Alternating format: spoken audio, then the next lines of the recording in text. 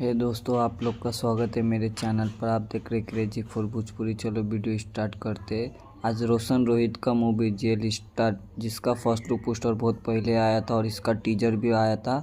तो इसका ट्रेलर कब रिलीज होने वाला, इसका कंफर्म रिलीज डेट आ चुका है। और मेरे चैनल पर नए हो तो ऐसा ही अपडेट पाने के लिए मेरे चैनल को सब्सक्राइब करके रखो। भोजपुरी का हर खबर सबसे पहले मेरे चैनल पर आता। स्टार कास्ट में नज़र आने वाले रोशन रोहित और बहुत सारे कलाकार नज़र आने वाला है। इसके बारे में बात नहीं करते हैं। इसके डायरेक्टर है पारक पाटिल और इसके प्रोड्यूसर है प्रिंस कुमार और इसके राइटर है राकेश त्रिपाठी। अब बोलते हैं इसका ट्रेलर कब आने वाला है।